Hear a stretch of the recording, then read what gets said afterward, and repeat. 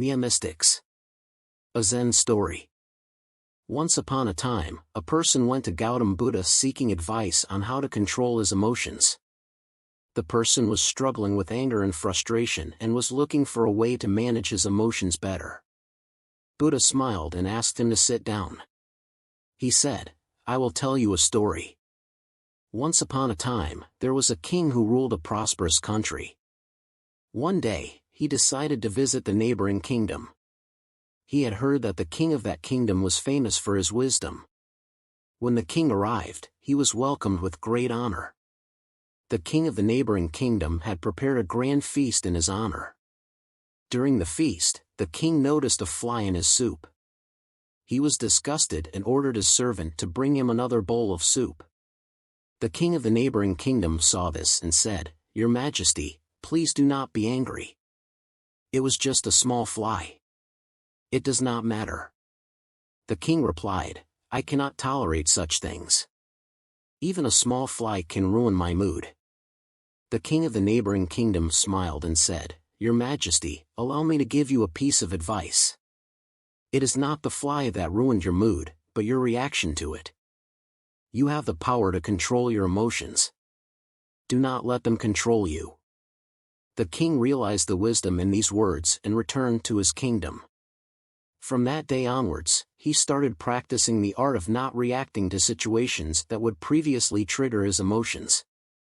He found that he was able to maintain his composure in challenging situations and was able to make better decisions. The power of not reacting is an important lesson for all of us. We often react to situations without thinking, and this can lead to negative consequences.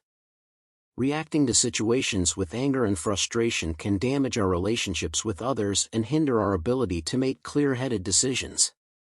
However, it is important to understand that not reacting does not mean that we should suppress our emotions.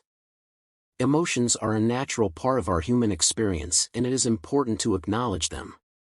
Instead of reacting impulsively, we should take the time to process our emotions and respond in a thoughtful manner.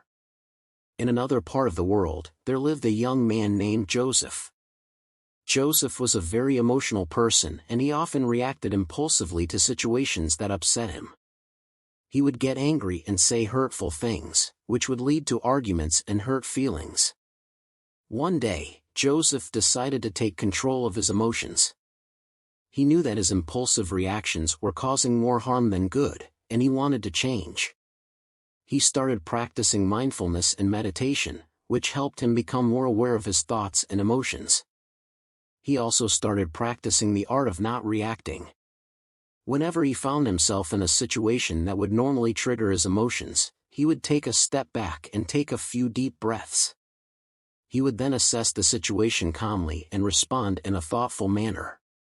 At first, it was difficult for Joseph to control his emotions. He would still get angry and frustrated, but he would take a step back and not react impulsively. As he continued to practice, he found that it became easier to control his emotions. Joseph also noticed that his relationships with others improved. He was no longer getting into arguments and hurting people's feelings. Instead, he was able to communicate in a calm and thoughtful manner, which helped him build stronger relationships. One day, Joseph's friend came to him for advice. His friend was going through a difficult time and he was feeling very upset. Joseph listened to his friend's problems and offered words of comfort and support. His friend thanked him and said, "You always know just what to say. You never get angry or upset." Joseph smiled and replied, "It's not that I never feel angry or upset, it's just that I've learned to control my emotions and not let them control me. It's a powerful tool that has helped me improve my relationships and my overall well-being." Joseph's friend was impressed and asked him how he learned to control his emotions. Joseph shared his experience with mindfulness and the power of not reacting. He encouraged his friend to try it out for himself, and his friend was grateful for the advice. Over time, Joseph became known for his calm and thoughtful demeanor. He was able to handle difficult situations with ease, and people admired him for his strength and resilience. He continued to practice mindfulness and the art of not reacting, and he found that it brought him a sense of inner peace and happiness. The power of not reacting is a valuable lesson that we can all learn from. It takes practice and patience, but the rewards are well worth it.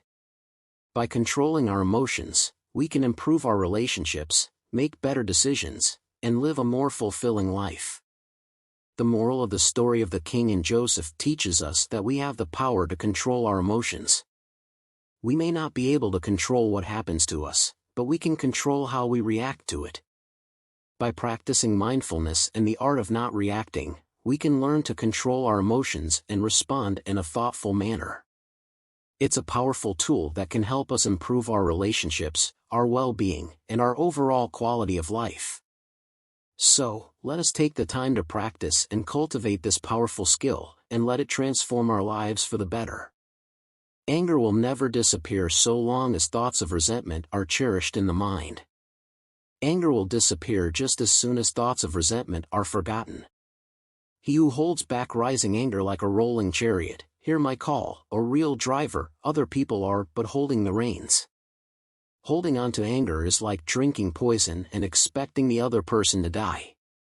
One who conquers himself is greater than another who conquers 1,000 times 1,000 on the battlefield.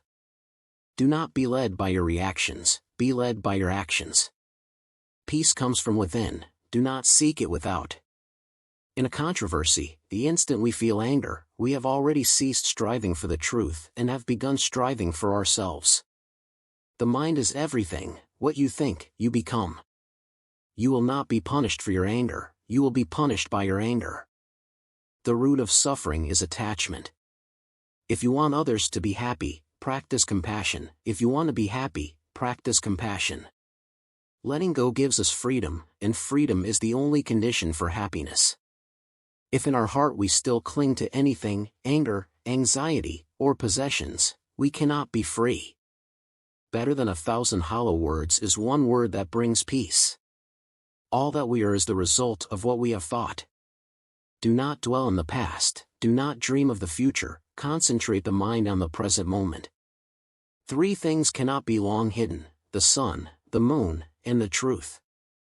The only way to find true happiness is to let go of your attachment to things and people. The mind is everything. What you think, you become. It is a man's own mind, not his enemy or foe, that lures him into evil ways. An idea that is developed and put into action is more important than an idea that exists only as an idea. There is no fire like passion, there is no shark like hatred, there is no snare like folly, there is no torrent like greed. What we think, we become. All that we are arises with our thoughts we make the world. If you want to fly, you have to give up what weighs you down. If you want to change the world, change yourself first. Happiness is not something ready-made, it comes from your own actions. The trouble is, you think you have time. The mind is like water, when it's turbulent, it's difficult to see, when it's calm, everything becomes clear. The tongue, like a sharp knife, kills without drawing blood. Do not seek to follow in the footsteps of the wise, seek what they sought. Purity or impurity depends on oneself, no one can purify another. Let us rise up and be thankful, for if we didn't learn a lot today, at least we learned a little, and if we didn't learn a little, at least we didn't get sick, and if we got sick, at least we didn't die, so let us all be thankful. The only real failure in life is not to be true to the best one knows. The past is already gone, the future is not yet here. There's only one moment for you to live. To be idle is a short road to death, and to be diligent is a way of life. Foolish people are idle, wise people are diligent. Hatred does not cease by hatred, but only by love, this is the eternal rule. Whatever a monk keeps pursuing with his thinking and pondering, that becomes the inclination of his awareness. Do not dwell in the past, do not dream of the future, concentrate the mind on the present moment. The mind is everything, what you think, you become. Do not look for a sanctuary in anyone except yourself. The only way to do great work is to love what you do. If you haven't found it yet, keep looking. Don't settle. As with all matters of the heart, You'll know when you find it. The greatest glory in living lies not in never falling, but in rising every time we fall. No one saves us but ourselves. No one can and no one may. We ourselves must walk the path.